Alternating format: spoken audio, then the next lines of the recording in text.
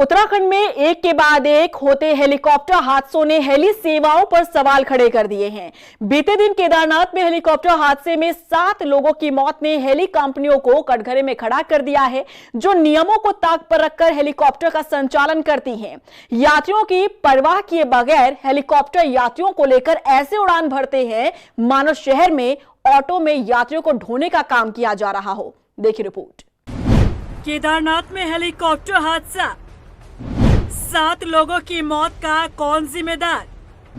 Heli कंपनियों पर बड़ा सवाल। नियमों की अनदेखी कर हेलीकॉप्टर क्यों भर रहे उड़ान? 15 जून यानी रविवार के तड़के सुबह बाबा केदार के द्वार से दर्शन कर वापस लौट रहे यात्रियों का हेलीकॉप्टर गौरीकुंड के जंगलों में क्रैश हो गया। इस हादसे ने सबको झकझोर कर रख दिया। पायलट समेत हेलीकॉप्टर में 7 लोग सवार थे। सभी की दर्दनाक मौत हो गई। लापरवाही ये कंपनी की और प्रशासन की लापरवाही है कि ऐसे मौसम में भी उड़ान भरने की परमिशन दी जा रही है। लोगों के अपने लालच में लोगों के जीवन से खिलवाड़ किया जा रहा है। यात्रियों को क्या पता कि ये भाई हेलीकॉप्टर में क्या दिक्कत आएगी मौसम को, वो तो इन्होंने बैठाया ले चले।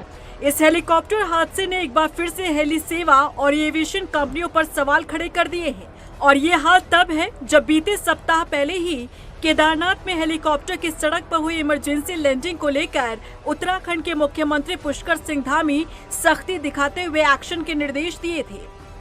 वहीं इस हादसे पर भी सीएम धामी ने दुख जताते हुए लापरवाही पर सख्ती दिखाई है।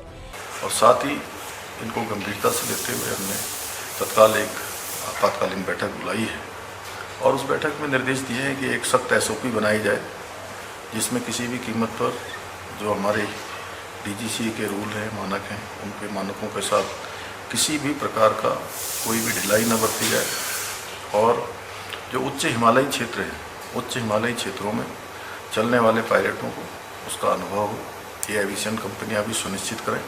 एक कंट्रोल एंड कमांड सेंटर यहाँ पर स्थापित किया जाए। बता दें कि बीते कई सालों में उत्तराखंड में हुए इन हादसों से यही बात उभरकर सामने आई है कि खराब मौसम के बावजूद एविएशन कंपनियां बेतरतीब उड़ान भरती है, जिससे हादसे की आशंका बनी रहती है। यहां हेलीकॉप्टर इस तरह से लगातार उड़ान भरते हैं मानो शहरों में चलने वाली ऑटो सेवा हो, जो बिना रुके यात्रियों को ढोते हैं। उत्तराखंड में अब तक हुए हेलीकॉप्टर हादसों में से ज्यादातर हादसे केदार घाटी में हुए हैं और इनमें भी अधिकतर का कारण खराब मौसम रहा है।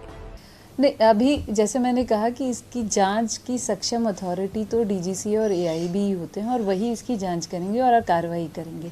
ज़िला प्रशासन और जो वहाँ का प्रशासन था उनके द्वारा, पटवारी के द्वारा जो तहरीर दी गई उसके क्रम में ये FIR की गई है। उसमें भी विवेचना होगी और कुछ ना कुछ ज़रूर जो भी आगे निकल के आएगा उसके हिसाब से कार्रवाई होगी। इसके अलावा एक महत्वपूर्ण बिंदु था कि एक कमांड एंड कंट्रोल रूम बनाया जाए शेषधारा हेलीपैड पे, जिसके अंदर जितने भी जो डिपार्टमेंट्स हैं, जैसे DGCA हो गया, हमारा मेड डिपार्टमेंट हो गया, हमारा सुरक्षा विभाग हो गया, इन सब के जो अधिकारी हैं वो वहाँ बैठ के और एक कोऑर्डिनेटेड वे में ये सभी की सभी जो हमारे ऑपरेशंस हो रहे हैं उनको चलाएं।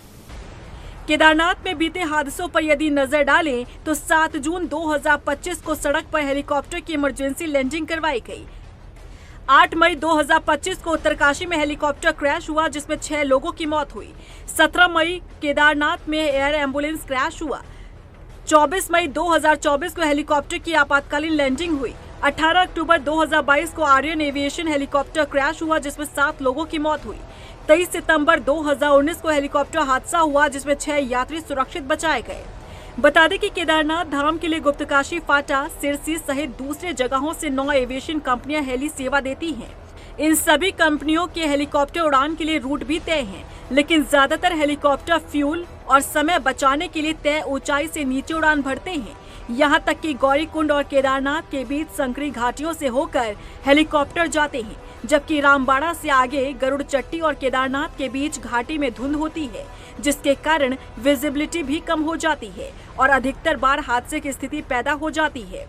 बीते दिन हेलीकॉप्टर हादसे में भी एविएशन कंपनी की बड़ी लापरवाही सामने आई। हेलीकॉप्टर हादसे का कारण भले ही खराब मौसम बताया जा रहा हो, पर इसे हेली कंपनी द्वारा यूकाडा और DGCA के नियमों की अनदेखी भी मानी गई है। बता दें कि आर्यन हेली कंपनी को सुबह 6 से 7 बजे वाला स्लॉट आवंटित किया गया था, लेकिन हेलीकॉप्टर को सुबह 5:11 पर उड़ाना शुरू कर दिया था। केदारनाथ से वापसी में सुबह 5:24 पर यह हादसा हुआ। इस बारे में आर्यन एविएशन के बेस मैनेजर विकास तोमर और अकाउंटेबल मैनेजर कौशिक पाठक ने अनदेखी की। फाटा राजस्व उप निरीक्षक ने हादसे में 7 लोगों की मौत के लिए कंपनी के दोनों मैनेजर को सीधे तौर पर जिम्मेदार माना है। फिलहाल सवाल है कि क्या इन हादसों के बाद हेली कंपनियों पर कड़ी कार्रवाई की जाएगी। रफ्तार मीडिया के लिए देहरादून से ब्यूरो रिपोर्ट।